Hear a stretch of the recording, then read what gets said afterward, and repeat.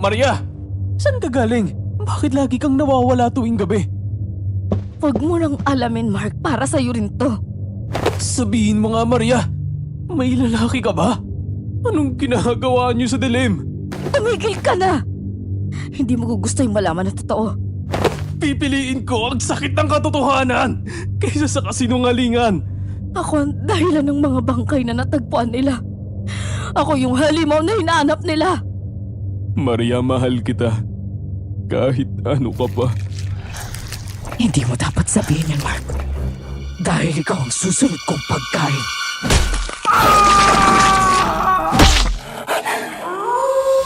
Follow us sa aming bagong channel na Aswang Confessions. Kita-kits, don't forget Aswang Confessions.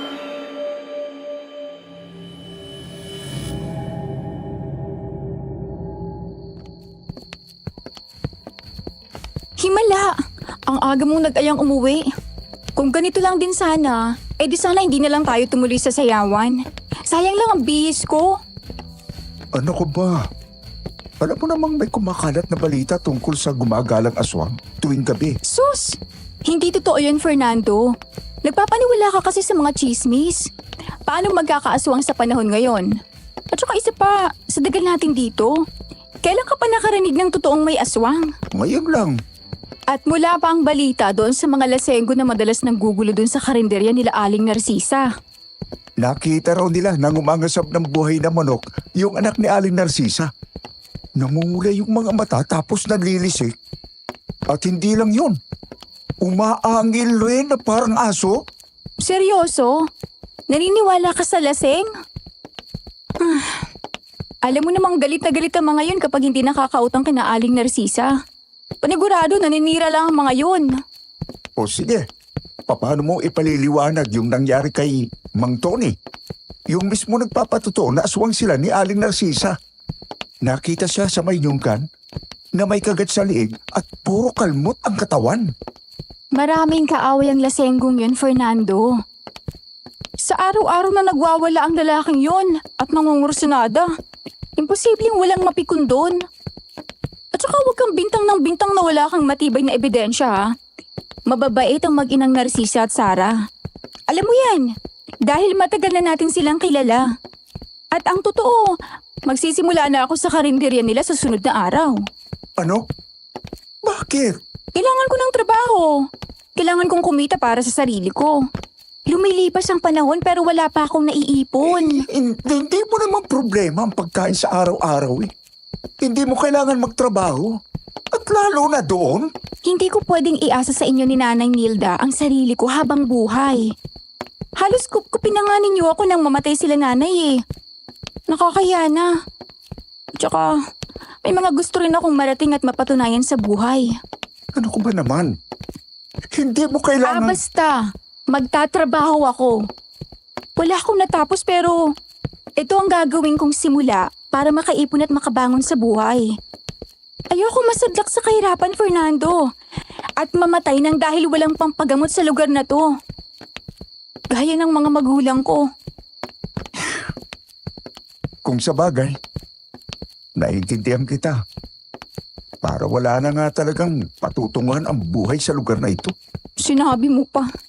Pero ipangako mo na mag-iingat ka doon, ha? At sasabihin mo sa akin lahat ng kakaibang nangyayari sa'yo. At bakit? Sino ka ba para pagsabihin ko ng lahat? Nobyo ba kita? Ha? Hindi. Ano, kuya. Siyempre, bilang kuya mo, nag-aalala ako. Talaga lang ha? Teka. Narinig mo yun? Oh, pero baka naligaw na babera mo lang yon. Hindi ganun ang tunog ng paboyra mo, Maricel. Tumigil ka nga, Fernando. Natatakot ako sa pinagsasabi mo eh. Bilisan mo na lang. Mamaya ay asong ulol pa yung umaaligid sa atin eh. Buti sana kung asong ulo lang. Paano kung... Teka. Ano yan? May kumalaw sa gawin yon. Sa may puno ng kamyas. Itutok mo dun yung flashlight. Ala, bayo pa talaga nagloko ang hayop na to. Fernando?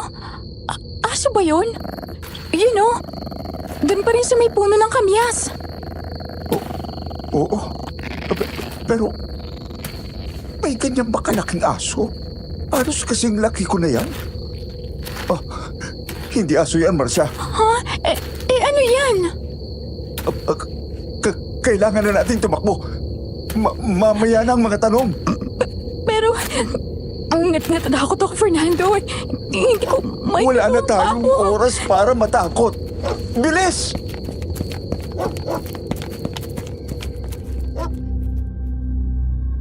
Magandang araw, Sitio Pangil. Ako nga pala si Fernando. Lumaki ako sa isang baryo dito sa lalawigan ng Leyte. May edad na ako ngayon at nagpatulong na lamang ako sa aking apo na nagbabantay sa akin dito sa ospital para maisulat ang kwentong ito. Siya rin ang apo ko na nagpakilala sa akin sa channel ninyo. Masaya ako dahil may mga kagaya ninyo na naniniwala pa rin sa mga aswang. Marami nang nakapagpatotoo tungkol sa kanila dito at sigurado ako na mas marami pa ang makapagsasabing hindi lamang sila katang-isip sa tulong ng channel ninyo. Ang ibabahagi ko sa inyo ay ang nag-iisang karanasan ko sa kamay ng isang aswang. Isang karanasang hanggang ngayon, kahit nakalipas na ang napakaraming taon ay nagbibigay pa rin sa akin ng kilabot at bangungot.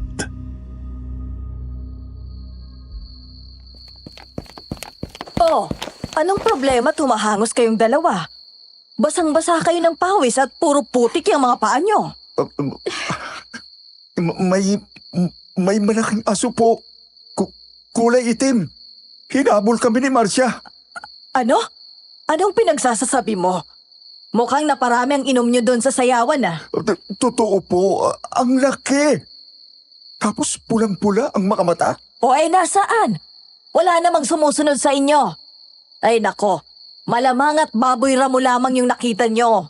Marami raw baboy ramo ngayon na gumagala. Hala sige na, magsilinis na kayo ng katawan nyo at pumanik na kayo dun sa bahay. Kung ano-anong pinagsasasabi ninyo. Hindi po kami nagsisinungaling, Nay. Totoo po ang sinasabi namin. Ay nako, sige na, sige na. Meron akong meron. Magtigil lang kayong dalawa. Pero Nay, baka biglang lumusog dito. Marcia, magsalita ka kaya. Hindi pa nakita mo rin yung dambuhan ng asong itim? Huminahon ka na, Fernando. Baka tama si Nanay Nilda. Masyadong madilim sa nadaanan natin. Baka baboy ramo nga lang yon o asong ligaw. O baka nila Mang Noli na nakawala na naman. Pero nakita mo rin ang nakita ko. Ikaw pa nga ang nagturo eh. Oo, pero baka nagkamali nga lang tayo. Gaya ng sinabi ko, masyadong madilim. Tapos eksaktong aswang pa yung pinag-uusapan natin bago natin nakita yon. Kaya siguro ganun. Pero... Ay nako, tama na yan. Lumalalim na ang gabi. Magsilinis kayo ng mga katawan nyo. Walang aswang, Fernando. Walang aswang sa lugar na ito. Hindi na ako sumagot pa sa sinabing iyon ng nanay. Pero sigurado ako sa nakita ko. At sigurado rin akong nakita ni Marcia ang malahalimaw na asong yun. Nakapagtataka lang na hindi siya sumang-ayon sa akin. Matapos makapaglinis ng katawan ay dumiretso na ako sa kwarto ko. Tulog na doon ang ampon naming si Isay. Iniwan siya kay nanay ng isang babaeng parang nasisiraan ng bait 10 taon nang nakalilipas. Pinalaki namin siya at itinuring na kapamilya. Ilang beses na siyang sinasabihan ni nanay na huwag nang matulog sa kwarto ko at doon na lamang sa kabila. Pero hindi siya mapigilan. Sandali.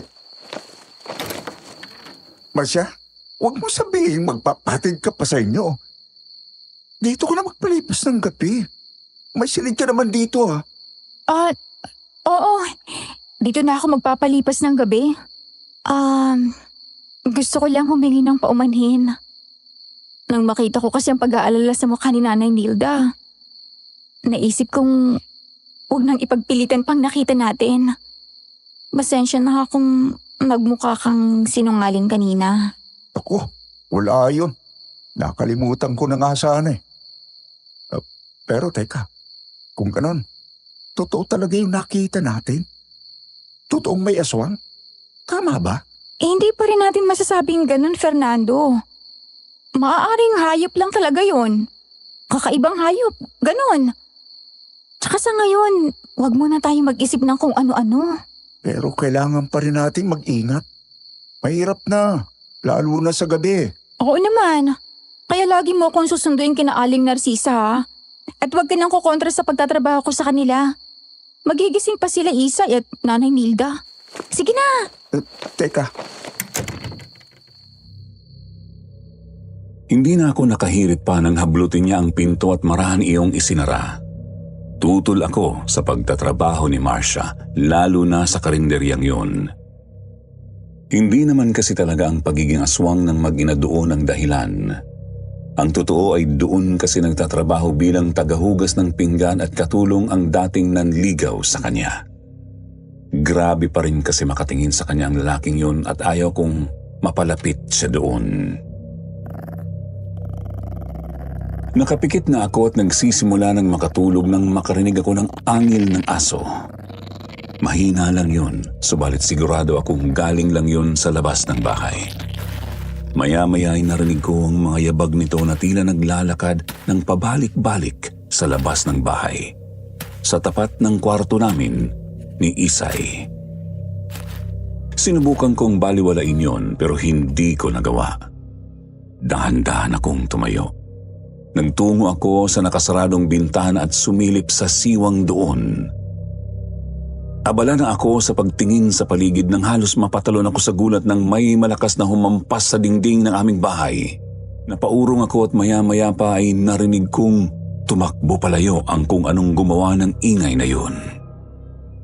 Dali-dali akong bumalik sa aking higaan. Naisip kong marahil yun din ang asong nakita namin. At dahil malayo-layo kami sa mga kabahayan kaya kami ang pinupuntirya nito.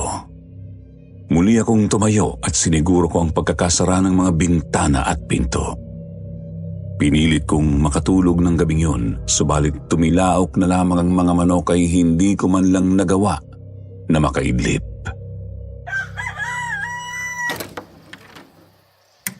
magandang umaga, Nay. Si Marcia ho, umalis na? Kanina pa. Papasikat pa lang yung araw nung umalis. Ano bang nangyari at tinanghali ka? Naunahan ka pa ni Isay. Marahil naroon na yun sa eskwela ngayon. Hindi ho kasi ako nakatulog ng maayos eh. Abay bakit? Akala mo naman kung anong malalim ang iniisip mo para hindi ka makatulog sa gabi. Hindi ninyo narinig yung ingay kagabi? Yung kalabog, kaluskos at mga yabag? Biglang tumigil si nanay sa kanyang ginagawa at nabalot ng katahimikan ng paligid. Napatingin ako sa kanya noon. Magsasalita na sana akong muli nang humarap siya sa akin at kaagad kong nabakas ang takot sa kanyang mukha. Marahil ay iyon ang ekspresyon na sinasabi sa akin ni Marcia na naging reaksyon ni nanay kagabi nang marinig ang tungkol sa malaking hayop na umabol sa amin. May problema ho ba? Ang totoo, noong dalaga ako, noong nagliligawan pa lamang kami ng tatay mo, may nabalita ang gumagalang aswang dito. Pero dahil sa mga kabataan kami noon, hindi kami naniwala. Hanggang isang gabi, ako mismo ang hinabol ng aswang na yon. Totoo ho? Kung gayon, bakit ngayon lang po ninyo sinabi sa akin yan? Kahit si tatay noong nabubuhay pa, walang nabanggit tungkol dyan. At kung naranasan na ninyo, bakit hindi kayo naniwala kagabi? Dahil ayoko nang maalala ang tagpong yon, Fernando. Nang dahil sa insidenteng yon, isang buwan akong hindi lumabas ng aking kwarto. Konting kaluskos lamang nagsisisigaw na ako sa takot. Kaya napagkasunduan ng aking pamilya kasama ng tatay mo na wag nang pag-usapan ang pangyayaring yon kahit anong tungkol sa aswang. At sa tagal na noon, marahil ay nakalimutan na rin yon ng mga taga-baryo. Oo, pasensya na po, Nay. Hindi ko po alam na gano'n. Pero Hindi po ako nagsisinungaling kagabi. Alam ko, ipinilit ko lang na hindi totoo ang nakita ninyo. Dahil natatakot ako. Patawad po, Nay. Hayaan mo na yon. Pero Nay, kung hindi niyo mamasamain, ano pong nangyari? Nahuli po ba ang aswang ngayon? Pasensya na po. Kalimutan na po ninyo ang naitanong pong yan. Wala po ngayon. Hindi ko na. Isang babaeng nangangalang Linda ang pinaghinalaan ng mga taga-baryo noon. Pinatay siya ng taong bayan. At tandang-tanda ko pa na sumumpa siya na babalik siya at gaganti sa lugar na ito. Ayoko na. Tama na. Kumain ka na lang dyan at puntahan mo si Aling Josie. Ipapagawa raw niyang bubungan nila. Pagkatapos ay kumustahin mo si Marcia doon sa karinderya nila Narcisa. Opo, Nay. Hindi ako makapaniwala sa ikinuwentong yon ni Nanay. Hindi ko akalain na mayroon pala siyang kwentong ganoon na itinatago. Mahirap paniwalaan pero maaaring aswang talaga ang nakita namin ni Marcia ng gabing yun. Maaaring ang asong yun ay ang aswang na sumumpang gaganti sa aming lugar. Yun ang naisip ko ng mga oras na yun, Sir Jupiter. At nang dahil sa kwentong iyon ay mas lumalim ang pagnanais ko na alamin kung ano talaga ang nangyari noon. Kilala ako sa baryo bilang isang mahusay sa pagkukumpuni ng kahit ano. Yun na ang naging hanap buhay ko bukod sa pag-aasikaso na rin sa munting gulayan namin ni Nanay. Yun lang din ang naiwang hanap buhay sa amin ni Tatay bago ito magkasakit at namatay nga 10 taon na rin ang nakalilipas. Simple lang ang pamumuhay namin noon, ngunit kahit ganoon, napakasaya namin. Fernando? Napaaga ka yata ah. Hindi, Narito ko para kumain. Tanghalian na kayo. Fernando? Abay, at lalo ka yatang gumagwapo. Ano bang sikreto mo? Itong si Marcia ba? Oh? Nako, nahiya ka pa. Hindi pa ba kayo magnobyo? Marcia, kayo na ba nitong si Fernando? Naku po, nagkakamali kayo, Aling Narcisa. Parang magkapatid na ho kami niyang si Fernando. Totoo po yun. Nako, itong dalawang ito, bahala nga kayo. Ang mga kilos naman ninyo ang magsasabi ng mga nararamdaman ninyo eh. Naku, Aling Narcisa, nagkakamali po talaga kayo.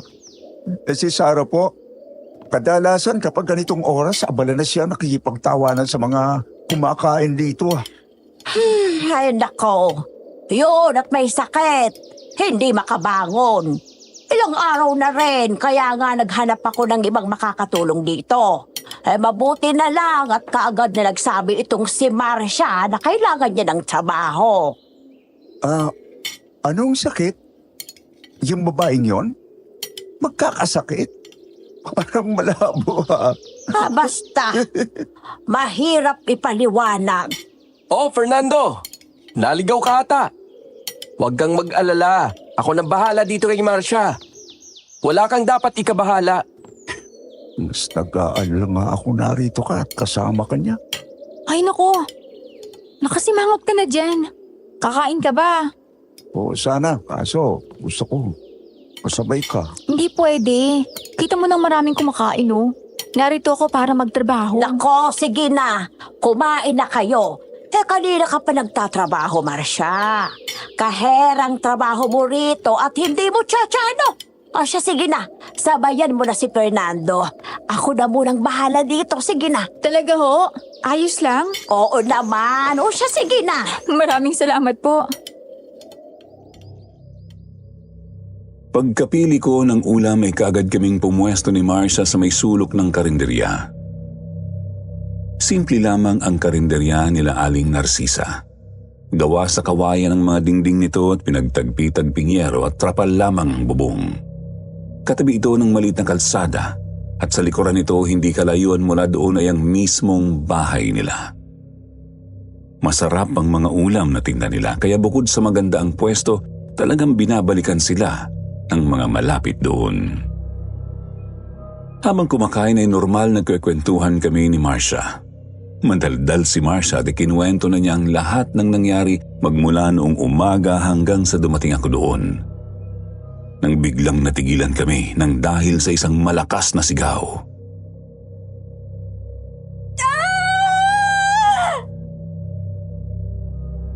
Tumigil rin bigla sa pagkain ng lahat. Nagkatinginan at saka nagkatanungan kung sino yon at kung saan yun galing. Kakaiba talaga kasi ang sigaw na yun, parang sigaw ng kinakatay. Pero sigurado akong galing yun sa gawi kung saan naroon ang bahay ni Aling Narcisa. Napatingin ako sa kanya at kaagad napansin ang kanyang pagkabigla. Namutla siya at nagmadali sa kanyang ginagawa. Sandro, iwan mo muna yung mga hugasin at pumwesto ka muna rito. Sige po. Si Sarah yun. Ano? Palagay ko rin. Ano bang nangyari doon? Hindi ko alam. Pero kaninang umaga, bago ako nagsimula, mahigpit na ibinilin sa akin ni Aling Narcisa na wag raw kaming basta papasok sa bahay nila. Magsabi raw ako kung may kailangan kami at siya na ang kukuha sa loob ng bahay. Hindi naman dating ganon. Dati ako pa ang mismong naglalabas ng mga karne na niluluto mula sa loob. Dati rin, sa loob kami naghihiwa ng mga rekados. Pero ngayon, dito na lahat ginagawa sa labas. Mga 2 linggo na rin ang nakalipas na magsimulang ganon. At sinong nagsabing pwede kang bigla na lamang sumupot sa usapan? Fernando, ano ka ba? Masyado ka naman, Fernando. Kung umasta ka, parang sinaktan ko itong si Marcia. Niligawan ko lang naman siya noon.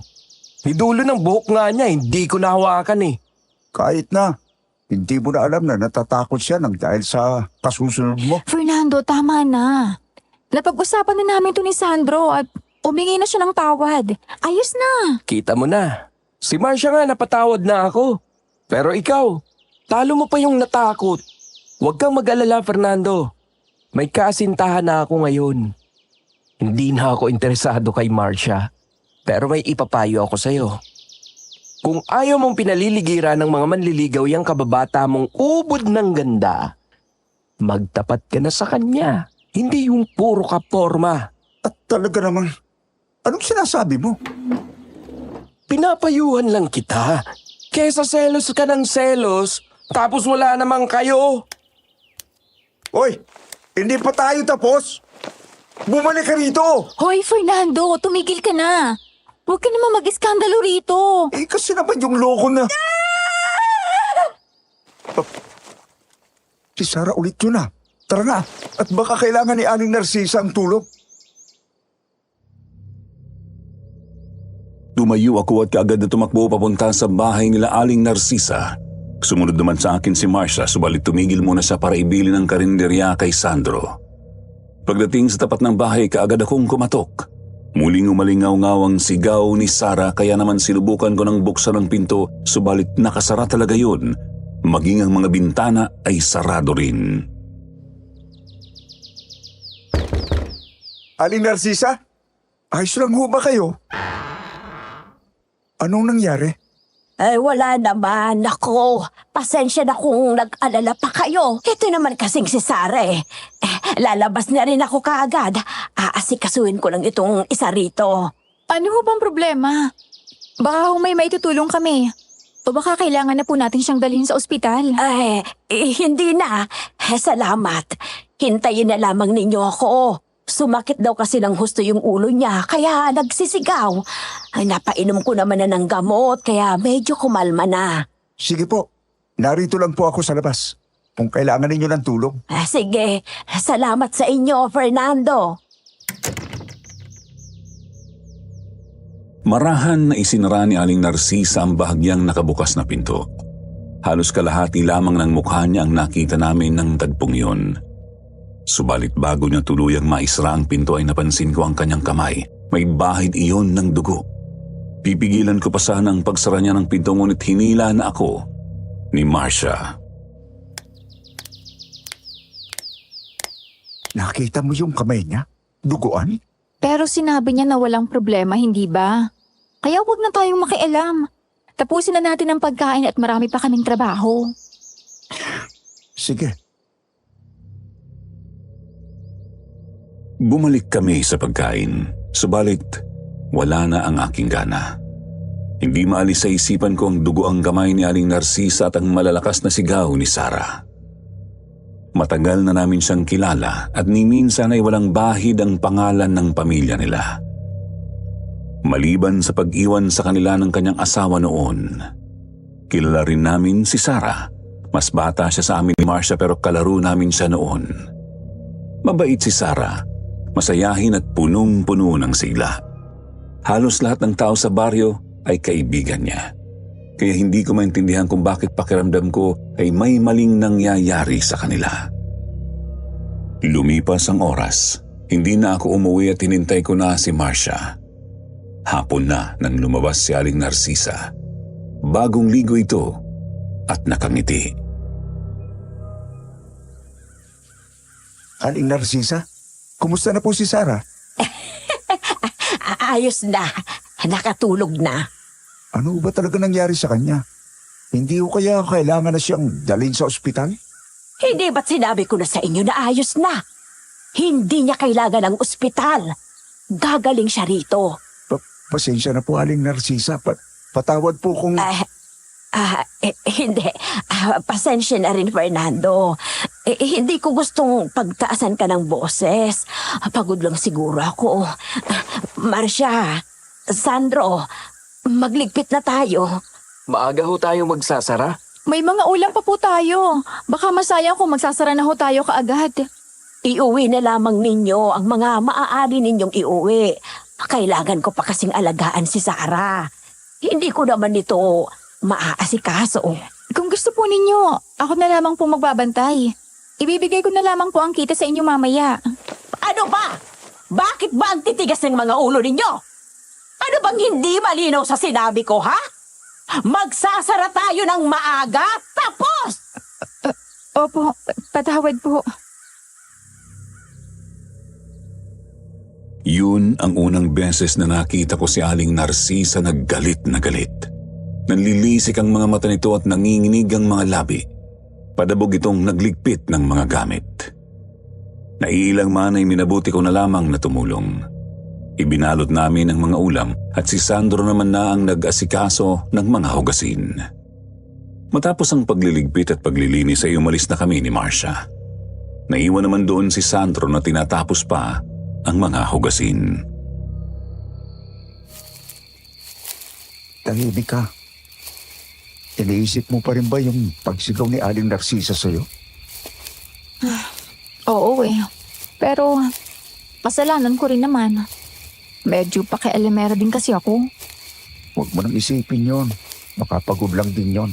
At maraming iniisip. May kasalanan rin naman ako.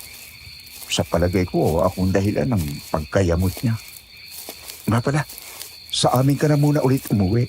Uuwi ako ngayong gabi, Fernando. Wala na akong damit sa inyo. Pero delikado kung mag-isa ka lang sa bahay ninyo. Anong ibig mong sabihin? Ikinuwento ko sa kanya ang sinabi sa akin ni nanay noong umaga. Sinabi ko rin na bagamat hindi kami sigurado ay maaaring aswang talaga ang nakita naming dambuhalang aso noong nakaraang gabi. Pero hindi noon napigilan si Marcia. Ipinilit niya sa akin na kailangan niyang umuwi. Doon na lang kaya ako magpalipas ng gabi sa inyo para masigurado kung ligtas ka. Magtigil ka nga, Fernando. Ano na lang ang sasabihin ng mga tao kapag nakita nilang sa amin ka nagpapalipas ng gabi? Mag-isip ka nga. Pasensya na. Nag-aalala lang naman ako sa iyo eh. Naman, para namang napakalayo ng bahay namin sa inyo. Wala pang 3 minuto, nasa tapat ka na ng pinto namin. Kahit na. Wala ka pa rin kasama doon. Ay nako, basta uuwi ako at sa inyo ka matutulog. Maliwanag. O siya, bilisan na natin para makakain na tayo sa inyo at maihatid mo pa ako sa bahay namin. Nagpatuloy kami sa paglalakad hanggang sa makarating kami sa bahay. Sinabihan ko si Marcia na huwag magbabanggit kay nanay ng mga nangyari sa karinderya. Sinabi ko rin sa kanya na iwasang magbanggit na kahit anong tungkol sa aswang kay nanay. Positibo naman siyang tumugon. Ayaw din di umano niyang masyadong mag-alala si nanay. Pagkadating namin ay eksaktong nakaluto na si nanay ng sinaing. Kaluluto lang din ito ng paksiw na isda, ang ulam na paboritong-paborito ni Marcia.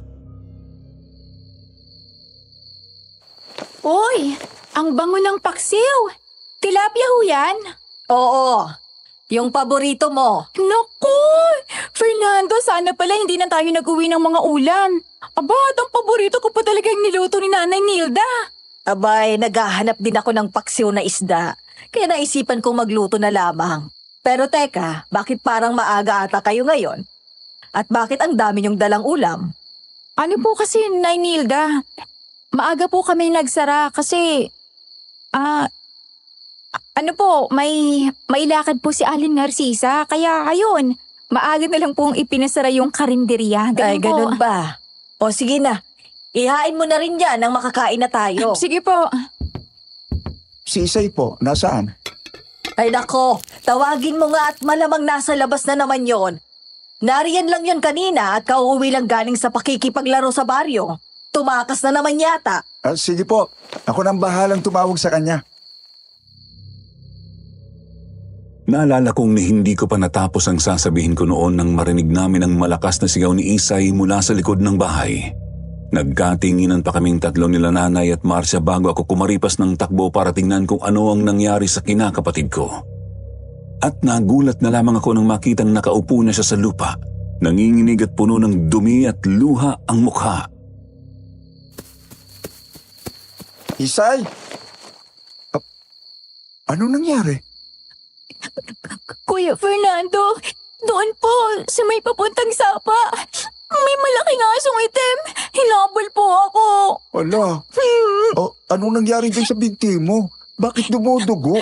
Nadapa po kasi ako kanina habang tumatakbo. Tapos tumama po siguro sa matalas na bato. Sigurado ka? Hindi ka ba nakagat ng aso? Hindi po. Anong nangyari? Naku po, grabe yung sugat. Sandali po't kukuha ko ng malinis na tela. Kaagad na nilapitan ni nanay si Isay at tinanong kung ano ang nangyari. Ako naman na ang nagpaliwanag kay nanay at kaagad na nabalot ang mukha niya ng takot nang marinig ang nangyari kay Isay. Kaagad niyang itinayo ang kinakapatid ko subalit nasaktan ito nang igalaw ang sugatang kanang binti kaya muli namin itong ibinalik sa pagkakaupo. Ano yun? Hindi. Hindi ito maaari. Nay, narinig ba ninyo ako? Nay! Ay, nako, Fernando. Ay, baka yun din ang asong tinutukoy nung nakaraan. Ang asong... Sige na ho. Mauna na po kayo sa loob. Ako nang bala magpasok kay Isay. Eto, malinis na tela.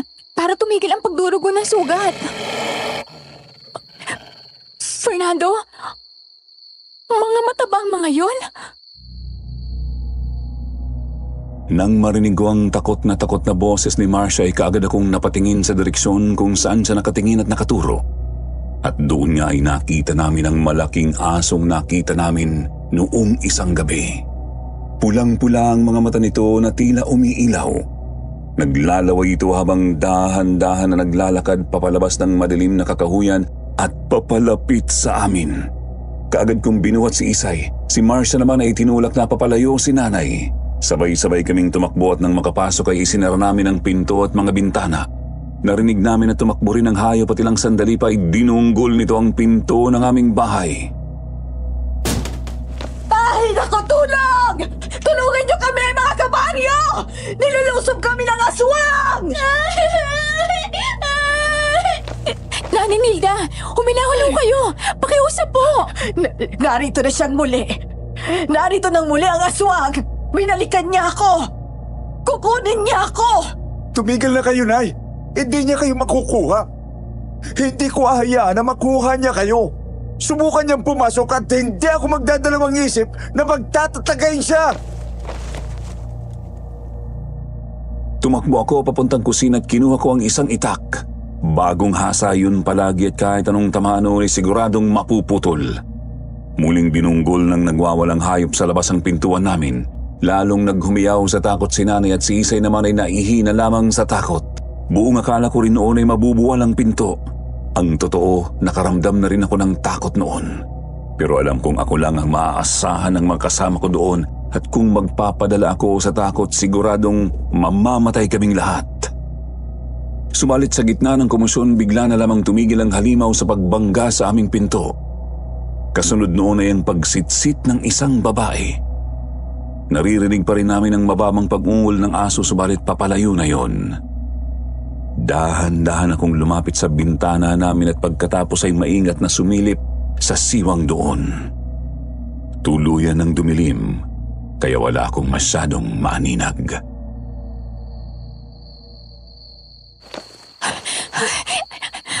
Ano? Nariyan pa? Wala na ata. Hindi ko makita. Pero wala na yung mabigat na pakiramdam na para bang bumabalot sa akin kanina. Naramdaman ko nga rin yun eh. Pero ngayon wala na. Nanay Nilda? Isay? Ayos lang ba kayo? Ayos lang po, ate. Pero mahapdi itong sugat. Sige, huwag kang mag-alala. Gagamutin ko yan ha. Kayo po, Nay Nilda. Ayos lang naman ako. Pero, paano kung bumalik ang halimaw na yon? Paano kung balikan niya ako? Fernando, anong gagawin ko? Huwag ko kayo mag-alala, Nay. Bukas na bukas rin.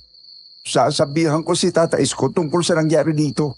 Ipatutugis natin ang aswang na yon at makikiusap ako na magmanman muna rito kahit 2 kalalakihan lang. At dito lang naman ako palagi sa gabi. Hindi ko kayo iiwan. Kung ganon, totoo na talagang aswang dito sa lugar natin? Oo, kaya hindi ka na uuwi. Wala akong pakialam kahit magalit ka sa akin. Bukas ka na lang kumuha ng mga gamit mo. Bukas pagsikat ng araw. Mabuti na lamang at hindi gaanong malalim ang sugat ni Isay. Matapos iyong gamutin ni Marcia ay sinubukan pa naming kumain. Ngunit sadyang wala kaming mga gana.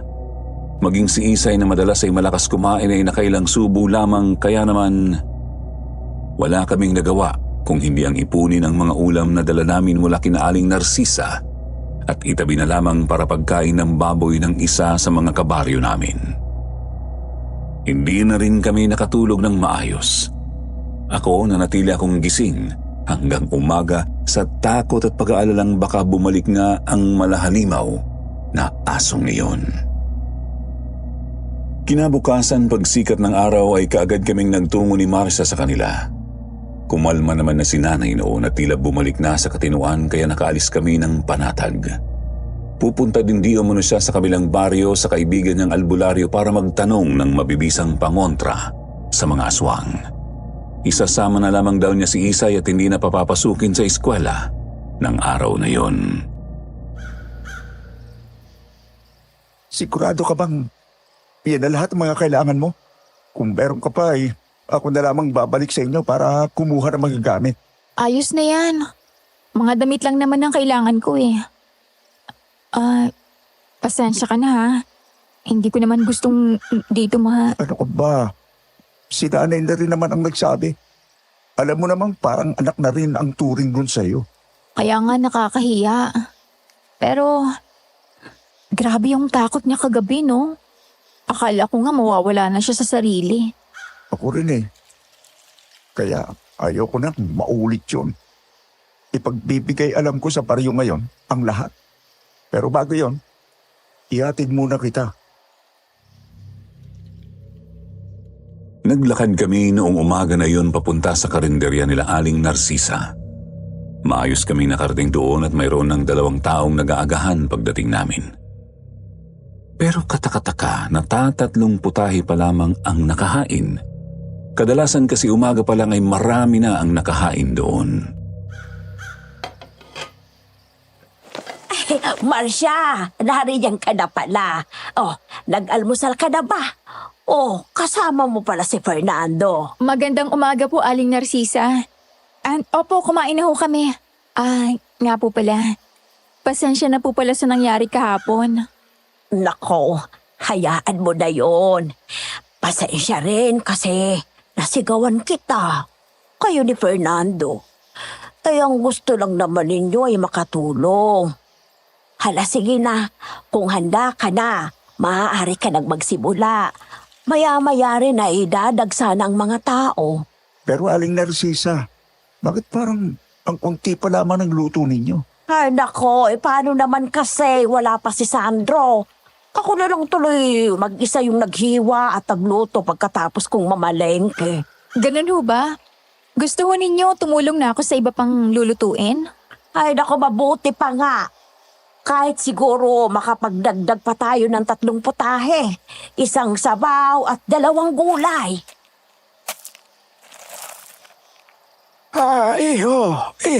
Nariyan ba si Sandro? Oh, Mang-imo. Wala ho ba sa inyo? Wala ho kasi rito eh. Hindi pa nagpapakita. Hinihintay ko nga rin ho. Baka napasarap ng inom kagabi, tatay mo. Alam naman ninyo ang apo ninyo, hindi mapigilan ng sarili pag may alak. Ay, ganun ba? Pero imposible. Langako siya sa akin na uuwi kagabi kagad dahil magdiriwang kami ng karawan ko. Kahit ganun ang apo kong yun, hindi pa yun sumira sa pangako sa akin, ni minsan. Baka po may pinuntahan lang. Hintayin na lang po ninyo. Uuwi rin po yun. Wala talaga siya rito. Teka, tsinelas niya yun ha. Napatingin kami sa direksyong itinuro ni Tatay Imo. Doon yun sa may lugar kung nasaan ang hugasan. May kulay itim na tsinelas nga doon. Mukhang bago pa, subalit walang kapares. Kaagad namang kinuha ni Aling Narcisa ang tsinelas at sinabing sa anak na yun, naiwan lamang doon at imposibleng kay Sandro yun. Hindi. Kay Sandro yan. Sigurado ako. Ako ang namili niya noong 1 linggo. Hindi nga ho! Nang-aangkin kayo eh! Sa anak ko ho ito! Bakit? Ito lang ho ba ang nag-iisang tsinelas na ganito ang hitsura sa buong mundo? Ha? Bulak-bulo talaga yung apo ninyo eh! Kaya naku, umalis na ho kayo at baka malasin pa itong karinderya ng dahil sa inyo! Tatay mo, tara na ho. Sabayan ko na ho kayong maglakad pa uwi. Tapos hanapin natin si Sandro. Baka naroon lang yun sa mga barkada niya. Mabuti pa nga, Fernando! Sige na, ilayo mo yan dito! Hindi naman na nagreklamo pa ang matanda sa sinabi ko. Kumindat ako kay Marcia, tanda na ako na ang bahala. Tiningnan ko rin si Aling Narcisa. Umiwas naman ito ng tingin sa akin at nagpatuloy sa paghihiwa ng mga rekados. Naisip kong baka na rin sa pagod kung kaya ganoon ang naging reaksyon ng ginang. Pero hindi eh. Hindi talaga ganoon ang pagkakakilala ko kay Aling Narcisa at sigurado akong sasang-ayon sa akin ang buong baryo doon. Mayroong kakaiba sa lugar na yun, Iho. Oh? Anong ibig ninyo sabihin? Hindi mo ba nararamdaman? Ang alino? May kung anong madilim ang bumabalot sa lugar na yon ni Narcisa. Noong nakaraan ko pa yun napansin sa lugar na yon. Sinabihan ko na si Sandro na umalis na doon at maghanap ng ibang trabaho. Pero matigas ang ulo. Madilim? Hindi ko kayo maintindihan, Tatay Imo. May nagbabadyang unos sa lugar na ito, Fernando. Ang mabuti pa, ilayo mo na doon si Marcia habang hindi pa huli ang lahat. Natigilan ako sa sinabing yun ni Tatay Imo. Mayroong kung anong kilabot akong naramdaman sa aking mga narinig. Tinitigan ko siya habang naglalakad palayo sa akin. Kilala na si Tatay Imo sa pagiging mali-mali kong minsan, pero ng mga oras na yon, parang hindi naman siya ganoon. Sinundan ko siya, subalit pinigilan niya ako. Siya na lamang daw ang maghahanap kay Sandro at maaari na akong bumalik sa karinderya kung gusto ko. Pero bago siya tuluyang lumayo ay muli siyang nagbabala sa akin.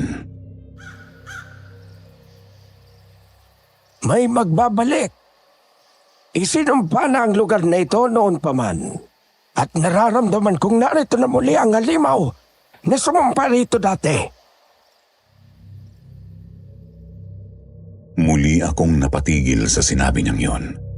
Susundan ko sana siya para itanong kung ano ba talaga ang nais niyang ipahiwatig. Pero hindi na siya sumagot. Hanggang sa humarap siya sa akin at tinanong ako kung sino ako. Pagkatapos ay sinagawan niya ako na huwag lalapit sa kanya. Fernando! Oh, Nay! Ang bilis naman ninyo. Marami pa akong gagawin sa gulayan kaya nagmamadali ako. Anong ginagawa mo rito? Sinamahan ko si Tatay Imo. Iatid ko sana sa kanila. Kaso, iniwan naman ako. Inatake pa ng pagkamali-mali niya.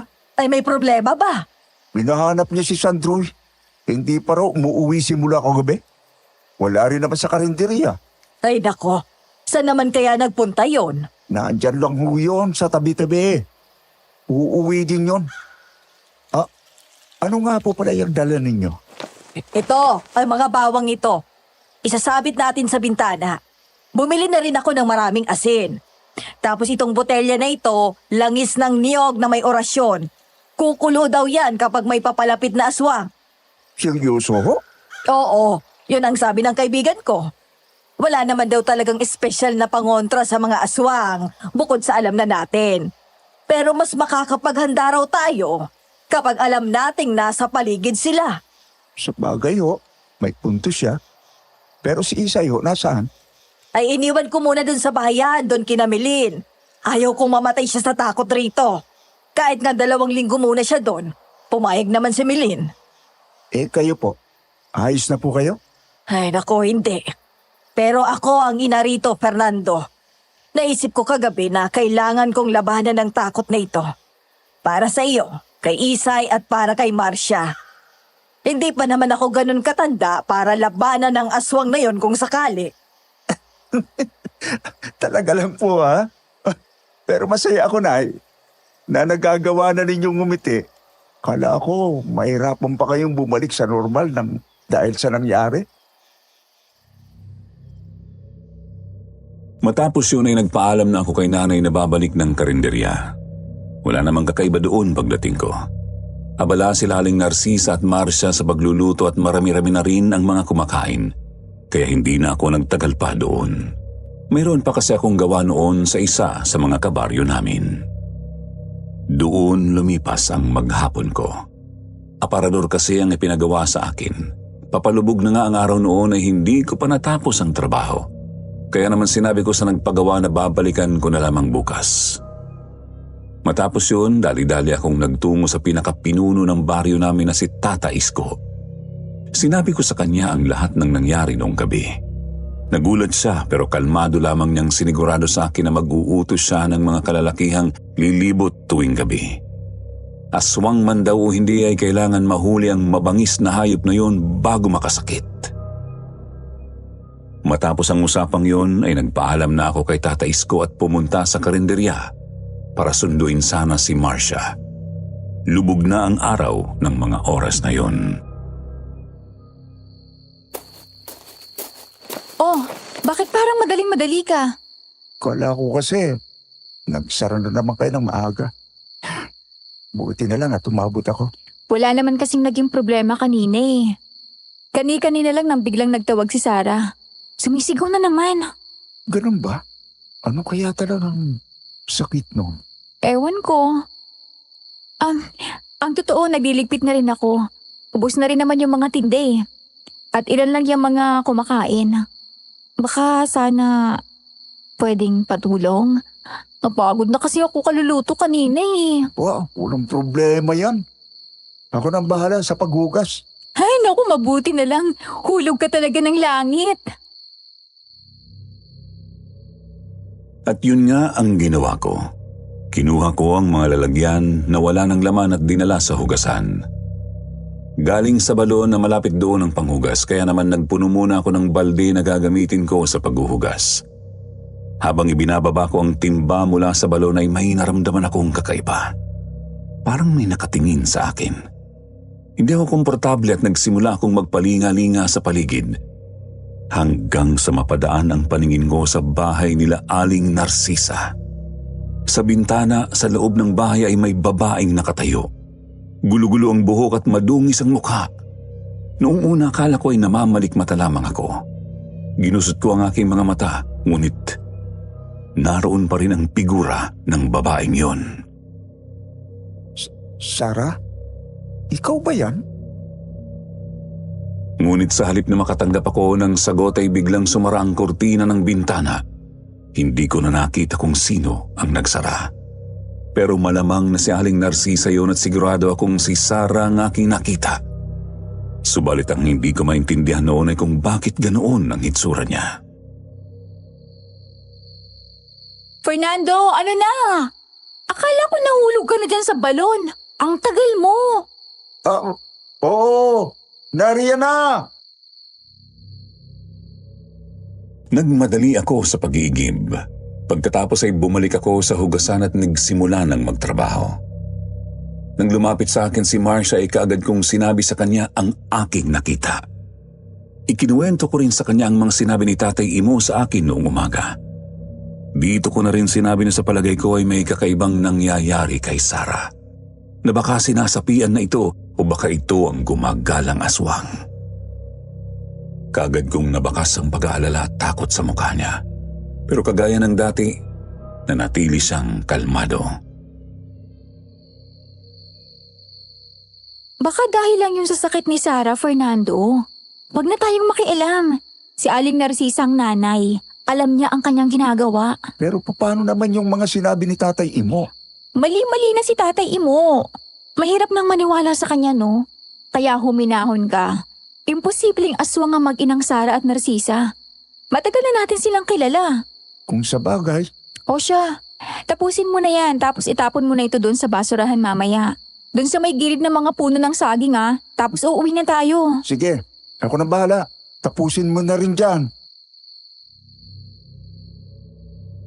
Matapos kong hugasan ang mga lagayan at natirang pinggan ay inilagay ko ang mga iyon sa isa sa mga lamesa sa karinderya para patuluin. Kinuha ko naman ang basura at flashlight matapos yun at dinala yun sa sinabing lugar ni Marcia. Malapit lang yun sa balon at kaagad kong natanaw ang tambak ng basura doon. Inaayos ko ang pagkakalagay ng basura nang may mapansin akong malaking balde sa likod ng puno ng saging. Kulay itim yun, may takip na yero at pinaliligiran ng mga insekto. May mga uod din na gumagapang sa paligid noon. Nilapitan ko yun at noon ko lamang nasamyo ang masangsang na amoy na nanggagaling doon. Nasa tabi rin noon ang kaparis ng tsinelas na nakita namin ng umaga sa may hugasan. Ang tsinelas na sinabi ni Tatay Imo na pagmamay-ari ni Sandro. Bigla akong kinutuban ng masama. Sandali akong napatitig sa balde. Sinipa ko yun para mapaikot. Mabigat yun at puno. May bahid rin ng dugo ang kabilang parte nito at may kulay pulang tela. Itinapat ko doon ang flashlight at tinitigan ko iyon ng maigi at naalala kong pula ang suot ni Sandro nang huli namin siyang makita. Dahan-dahan kong iniangat ang yerong nakatakip doon at napangiwi ako nang makita ang loob noon. Puno iyon ng mga pinaghiwa-hiwang laman na namumutla na. Kumuha ko ng putol na sanga, itinutok ko mali doon ang dala kong flashlight at tiningnan ang loob noon. Hindi ko alam kung bakit pero masama talaga ang kutob ko. Hanggang sa makakita ako ng bagay na ikinabaliktad ng sikmura ko.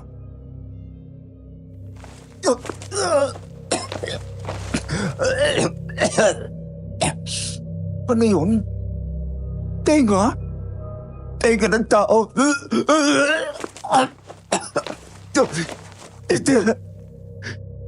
Hindi ito kay Sandro. Namamalikmat talaga ako. Tinipon ko ang natitira kong lakas at lakas ng loob. Muli kong tiningnan ang laman ng balde at talagang naroon ang tenga na nakita ko. Gamit ang sanga, hinalukay ko pa iyon at hanggang sa mga daliri naman ang nakita ko at dahil doon ay muli na naman akong nasuka. Bakit nariyan ka, Fernando? Sinong nagsabing pakialaman mo ang balding yan? Aling Narcisa? Bakit ba kailangan mo pang makialam? Wala nang problema eh. Ililibing ko na ang mga yan mamaya. Ang kaso nakita mo pa yan. Kaya naman, dapat kang mailibing kasama ng mga tira-tirang laman na yan. Nagulat ako nang biglang hugutin ni Aling Narcisa ang itak na nakasukbit sa kanyang bewang at walang ano-ano ay iwinasiwas niya iyon sa aking harapan. Mabuti na lamang at nakailag ako sa pulang timba at nagkalat ang laman at dugo na laman noon. Wala nang pag-uusapan pa. Magsama kayo ni Sandro, mga pakialamero! Fernando? Ano nangyayari? Aling Narcisa? Bakit po? Isa ka pang babae ka! Isusunod kita mamaya at sabay ko kayong ipapakain kay Sarah! Marcia, tumakbo ka na! Humingi ka ng tulong! Sige, umalis ka! Tingnan lang natin kung may aabutan ka pa rito! Tatagtarin ko ang lalaking to! Gagawin kong giniling ang lawan niya at pakukuluan ko ang kanyang mga buto! Siguradong matutuwa si Sarah doon! Aling Narcisa, sandali lang ho! Nakiusap! Nakikiusap po ako! Huwag po ninyong ituloy ito! Tapos ano? Isusuplong ninyo ako at papatayin kagaya ng tiyahin ko? Hindi ako kasing tanga niya! Lalo na at ang anak ko ang nagmana ng kapangyarihan niya, hindi ko kayo hahayaan na mapatay siya! Muling lumusob sa akin si Aling Narcisa. Muli naman akong nakaiwas. Mabilis akong tumayo at tumakbo palapit kay Marcia. Hinawakan ko ang kanyang kamay at hihilain ko na sana siya para tumakbo nang bigla siyang tumili ng pagkalakas-lakas at paglingon ko ay nakita ko si Sarah. Namumulang mga mata at hawak niya ng mahigpit ang buhok ni Marcia mula sa likuran. Gulo-gulo ang tila naninigas at naglalangkit niyang buhok at puno ng natuyong dugo ang kanyang mukha at mga braso. Nasasaktan ako! Bitiwan mo ako, Sarah! Sarah, bitiwan mo si Marcia! Anong nangyayari sa'yo? Wala naman. Lalo lang akong lumakas. Bakit? Hindi ba ako maganda? Nakakainis nga eh. Hindi ako makalabas sa umaga. Pakiusap. Huwag mong saktan si Marcia. Kaibigan mo siya. Hindi ba? Kaibigan mo kami. Kaibigan? Oo. Pero matagal na akong inggit sa babaeng to. Lahat na lang ng kalalakihan dito ay siya ang gusto. Ikaw, si Sandro, at ang iba pa. Ano bang meron ng isang to na wala ako? Maganda naman ako ah. Mabait. Pero itong si Marcia pa rin ang gusto ng lahat. Sarah, hindi ko alam na ganyan ang nararamdaman mo. Patawarin mo ako. Pero hindi ko naman intensyon yun. Itinuring kitang kaibigan, alam mo yan. Hindi na bali, Marcia. Siguro makukuha ko na yung mga katangian mo kapag kinain na kita. Parang noong kinain ko si Sandro.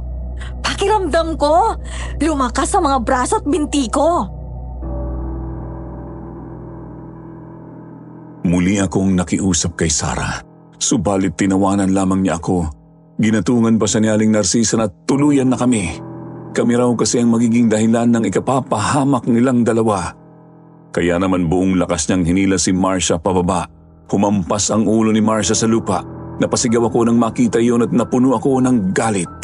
Susugod na sana ako nang maramdaman ko na lamang na nakapalibot na sa leeg ko ang kamay ni Sarah.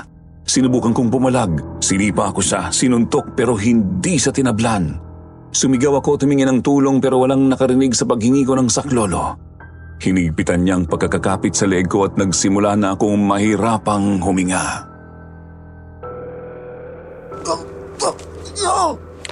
Siguro naman, mga isang linggo ka nang hindi magwawala niyan, Sarah. Busog ka na sa dalawang yan. Marami nang nakakakita sa inyong aso mo. Kailangan na nating mag-ingat at ang paggala mo sa gabi. Huwag kang mag-alala, Nay. Ang totoo nga'y busog pa ako hanggang ngayon. Pero sayang naman ang mga to. Isa pa, gusto kong makuha ang magagandang katangian nila. Kaya kakainin ko sila.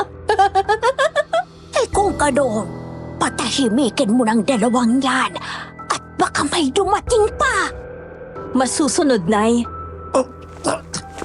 Sara, hindi ikaw to. Gumising ka. Nagkakamali ka, Fernando. Ako ito. At gising na gising ako. Lalong hinigpitan ni Sarah ang pagkakasakal sa akin. Nagsimula ng dumilim ang paningin ko noon, Sir Jupiter. Nawalan na rin ako ng lakas at unti-unti nang lumabo ang aking pandinig. Nang maramdaman ko na lamang na biglang bumagsak ako sa lupa, narinig ko ang boses ni Sarah. Nagsisisigaw siya sa sakit. Fernando, bilis! Tayo! Hayop ka, Marcia! Magbabayad ka sa ginawa mo sa anak ko! Hindi pa masyadong bumabalik ang ulirat ko, ngunit nakita ko si Marcia na may hawak na kutsilyo. Nagkalat ang asin sa lupa at namimilipit sa sakit ang kanina lang ay puno ng kumpiyansa na si Sarah. Pinagbabato naman ni Marcia si Aling Narcisa ng kahit anong mahawakan niya para hindi ito makalapit. Pinilit kong tumayo. Nanghihina pa ako pero nagawa kong itayo ang sarili ko. Marcia, tara na! Tumakbo na tayo! Ito, ibulsa mo. Magagamit natin yan mamaya kung sakali. Mga bawang at kalamansi ang iniabot ni Marcia sa akin. Pagkatapos ay hinila niya ang lamesang nagsisilbing patungan ng mga ulam at iniharang iyon kay Aling Narcisa. Pagkatapos noon ay dali-dali na kaming tumakbo papalayo doon. Balak namin na sa mismong baryo pumunta para makahingi ng saklolo at makapagsumbong. Mga 10 minutong lakaran yun mula doon. Walang kabahayan bago kami makarating doon. Kaya naman walang kasiguraduhan kung makakaligtas kami o hindi. Huwag kang lilingon. Diretso lang. Bilisan natin. Oo, makarating lang tayo sa baryo.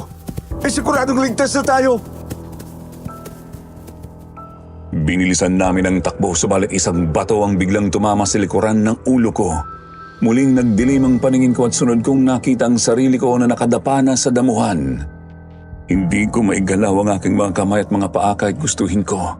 Narinig ko si Marcia na nagsisisigaw, subalit hindi ko alam kung sino ang kalaban niya o ano ang dahilan ng kanyang pagsigaw. Huminga ako ng malalim. Ipinikit ko saglit ang aking mga mata at nanalangin ako ng lakas mula sa itaas kahit nalikas na hindi naman ako makadiyos. Nagawa kong maigalaw muli ang aking katawan. Pinilit kong tumayo at nanlumo ako nang makita si Marcia na duguan ng magkabilang braso. Sa harapan niya ay si Aling Narcisa na hawak ang itak na may bahid pa ng dugo. Hindi ko hahayaan na makatakas kayo! Ipapakain ko kayo kay Sarah! Lalo ka ng babae ka! Nang dahil sa iyo, ay nalapnos ng asin ang mukha ng anak ko! Hindi bali, siguro pag nakain nila kayo, mas lalakas na ang pagiging aswang niya! Kailangan lang siguro niyang kumain ng tao! Aling Narcisa, ano ho bang nangyayari? Paano po nangyari yung kay Sarah? Wala ka nang paki doon. Pero sige, para naman bago kayo mamatay, ay wala nang tanong na maiwan dyan sa mga maliliit ninyong mga utak. Ang totoo, hindi ko ginusto na magkagano ng anak ko. Aksidente niyang natagpuan ang batang iniwan ng tiyahin kong si Linda. Ang aswang na minsang sumubok na mamuhay ng tahimik rito. Pero pinatay siya ng taong bayan. Subalit bago siya mahuli ng gabing yon, iniwan niya sa akin ang itim na bato na pinagmumulan ng kapangyarihan niya. Hindi yun kapangyarihan, Aling Narcisa. Sumpa yun. Dapat ay matagal ninyong itinapon yun. Hindi mo naiintindihan. Mabuting tao ang Chalinda. Sadyang hindi lamang siya naiintindihan ng mga tao. Kaya ngayong anak ko naman na ang naging aswang. Hindi ko hahayaang sapitin niyang sinapit ni Chalinda! Aling Narcisa, wag! Nakita kong lumusob si Aling Narcisa kay Marcia. Kaya naman buong lakas akong tumakbo at sinalubong siya. Nagawa ko siyang itulak. Natumba siya at aksidenteng tumama ang ulo niya sa isang bato na naroon. Nabitawan niya ang hawak na itak. Dali-daling tumakbo naman si Marcia at sinipa iyon palayo sa kanya.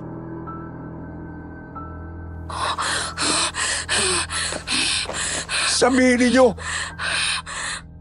si Sandro po ba talaga ang laman ng balde na yun? Ha? Aling Narcisa? Oo! Kagaya ninyo, naging mausisa rin siya. Palihim siyang pumasok sa bahay at nakita siya ni Sarah.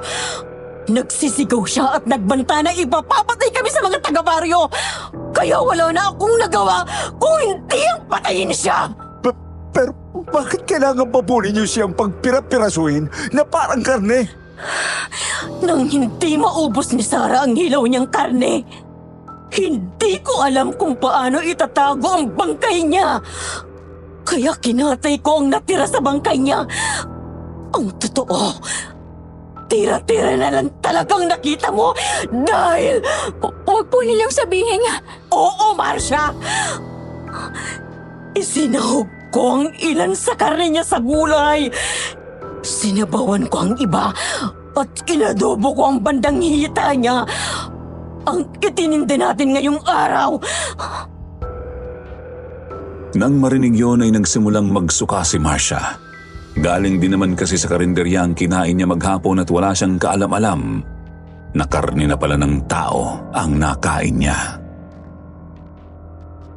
Masisisi ba ninyo ako bilang isang ina? Nais ko lang namang protektahan ang aking anak. Pero mali pong paraan. Ang dapat ipagamot si Sarah, dali sa panggagamot. Tapos ano? Isang gabi, pupuntahan kami ng taong bayan para patayin? Hindi na. Marcia, si Sarah, bilis! Halika rito! Sarah, anak! Bakit ka pa pumunta rito? Ako nang bahala sa mga ito. Bumalik ka na sa bahay! Hintayin mo na lamang ako doon! Mabuti nang nakakasiguro, Nay. Baka tuluyan ka ng dalawang to. Alam mo naman ang utak ng mga tao.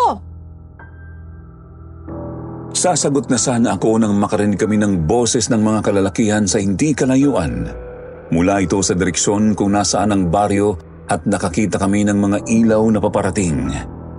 Ilang sandali pa ay narinig na naming tinatawag nila ang pangalan ni Sandro. Mga peste! Ngayon, papatayin ko na kayo bago pa makarating dito ang mga kalalakihang yon! Sige! Tapusin mo ng dalawang yan na walang maiwan na saksi! Dali! Mga kasama, nandoon sila. Si Narcisa at ang anak ng aswang. Nakita na ninyo. Tama ako. Tulungan natin yung bibiktimahin nila. Anak! Nakikilala nila tayo! Masama ito! Tayo na tumalis! Pero Nay, paanong dalawang to? Mas mahalagang kaligtasan mo! Tara na! Kayong dalawa, hindi ba tayo tapos? Magtutuos tayo! Aling Narcisa, makinig ho kayo. Ipagamot ho ninyo si Sarah. Pakiusap. Kung ayaw po ninyong maulit ang nangyari noon, yun po ang dapat ninyong gawin. Ako ang ina! Alam ko ang makabubuti sa amin! Ang mabuti pa, ang mga sarili ninyo ang alalahanin ninyo! Bilisan ninyo mga kasama. Tatakas na sila. Nay, bilis! Nariyan na sila! Oo, nariyan na! Tandaan ninyo, hindi pa nagaganap ang sumpa sa baryong ito! Magaganap pa lang yun! Hayon, habulin ninyo. Sinasabi ko na nga ba at may mali na sa mag-inang yon. Fernando, ayos lamang ba kayo? Ako po, ayos lang po. Tinabahan ako ng bato sa ulo. May kalos pero ayos lang po ako. Ngunit si Marcia po, may sugat sa mga braso. Mukhang hindi naman ganun kalalim ang mga sugat. Pero kailangan niyang malinis kagad. Tatay mo, si Sandro po. Ay, anong nangyari kay Sandro? Huwag ninyong sabihin. Nabiktima po siya ng mag-ina. Wala na po si Sandro, tatay mo. Ano? Sinasabi ko na nga ba? Nasaan na siya? Si Sandro! Nasaan ang katawan niya? Tatay mo, patawad po pero kinatay nila si Sandro at iniluto ang ilang parte ng kanyang katawan. May natira pa po na ano sa may basurahan. Sa may sagingan doon kina Aling Narcisa. Patawad po, tatay mo. Patawad po at wala kami nagawa. Mga demonyo ang mga yon. Hindi na sila naawa sa apo ko. Magbabayad sila. Kaya na ba ninyong umuwi? Opo, iatid ko na lamang po si Marcia. Tapos, balik na po ako para tulungan kayo. Hindi na, iho. Huwag mong pag-alalahanin ang nanay mo. Ako nang bahala rito. Sa dami namin, imposibleng maubos kami ng mga hayop na yon. Sige na, para malinis na rin ang mga sugat ni Marcia. Yun nga ang aming ginawa. Nahihilo man at masakit na ang katawan ay pinilit naming umuwi. Nataranta naman si nanay nang makita kaming papalapit ng bahay. Sinalubong niya kami at kinuha niya sa akin si Marcia. Kaagad niya itong iniupo at inutusan akong mag-init ng tubig. Ginawa ko naman yun. Kumuha rin ako ng tela para pamunas sa mga sugat ni Marcia. Nang kumulo ang tubig ay ginamot na ni nanay ang mga sugat ng aking kaibigan. Walang naging problema doon at pagkatapos ay ako naman ang inasikaso ni nanay. May bukol sa likod ng ulo ko pero bukod doon ay wala namang ibang problema. Salamat, Marcia. Kung hindi dahil siguro sa tapang mo, wala na ako ngayon. Mukha ginawa na akong kiloy na mag-inang yun. Iniligtas mo rin naman ako Bawing-bawi ka na. Naisip ko, ang ganda pala nating magkapareha, no? Ha? Alam kong hindi ito magandang pagkakataon pero... Fernando? Kapatid lang ba talagang tingin mo sa akin? Ano? Bakit mo na itanong yan? Kasi sa nangyari sa atin, naisip ko na napakaikli pala ng buhay. Maswerte lang siguro na nakaligtas tayo ngayon. At natatakot ako na baka hindi ko masabi sa'yo na matagal na kitang mahal, Fernando. Ha? Ayos lang naman kung ayaw mo sa akin. Naiintindihan ko. Ang gusto ko lang ay malaman mo ang nararamdaman ko. Para wala akong pagsisiyan sa uli. Balikan man ako ni Sarah, nasabi ko naman na sa'yo ang tunay kong nararamdaman.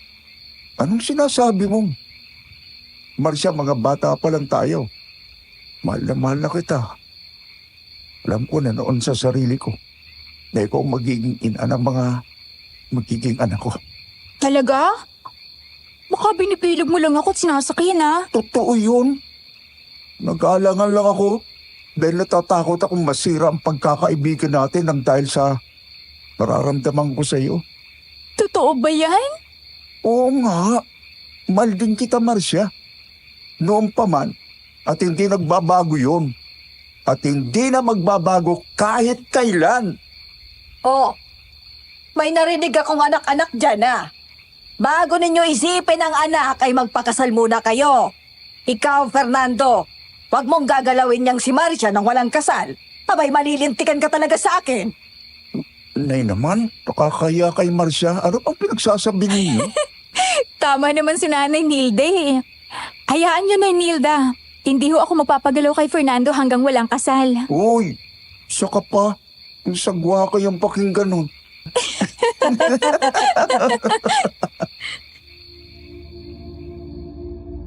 Napuno ng tawanan ng bahay namin ng mga oras na yon.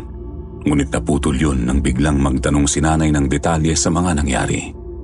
Ikinuwento naman namin sa kanya ni Marcia ang lahat. Bumagsak ang balikat at napasandal sa upuan si nanay nang marinig ang buong kwento. Nalungkot siya para kay Sandro, subalit nabalot rin siya ng takot para sa amin at sa aming baryo.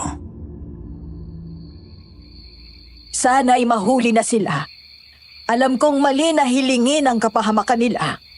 Pero para sa ating kaligtasan at sa kaligtasan ng mga kababaryo natin, ay dapat silang mahuli. Sa tagal kong kilala si Narcisa, ay di minsan hindi sumagi sa isip ko na kamag-anak nila ang Linda na yon. Kami rin ho nabigla. Oo, lalo na at kaibigan din naman namin si Sarah.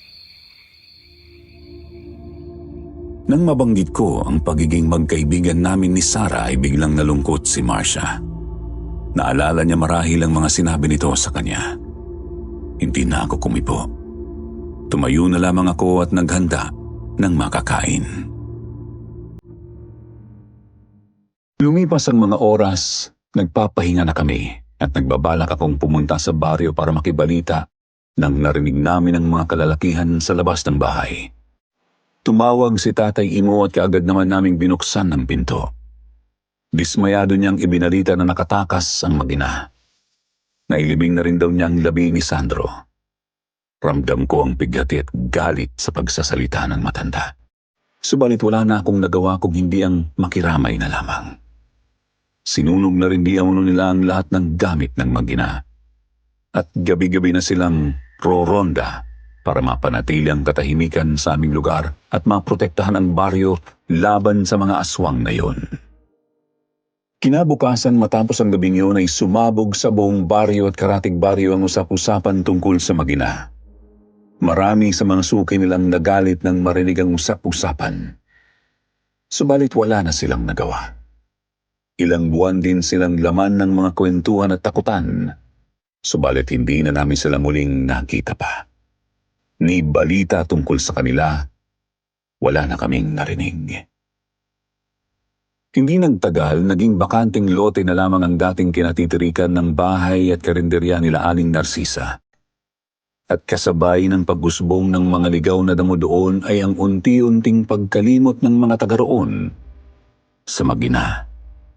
Tanging ako, si Marcia, Tatay Mo at mga kasama niya noon na lamang siguro ang hindi nakalimot na minsan sa pangalawang pagkakataon ay may nagtangkang aswang na mamuhay sa aming baryo. Hanggang dito na lamang po, Sir Jupiter. Salamat sa pagkakataong ibinigay ninyo para maibahagi ang kwento kong ito. Baka may magtanong kung nasaan na si Marcia. Nasa bahay siya habang isinusulat namin ng aking apo ang liham na ito. Naging mag-asawa kami at biniyayaan ng 4 na anak. May edad na kami at bilang na ang mga taon sa mundong ito. Pero masaya kami. Masaya kami dahil nagawa naming magkasama ang mga pinangarap naming gawin. At masaya rin ako na siya ang nakasama ko sa pinaka-nakakatakot na karanasan sa buhay ko.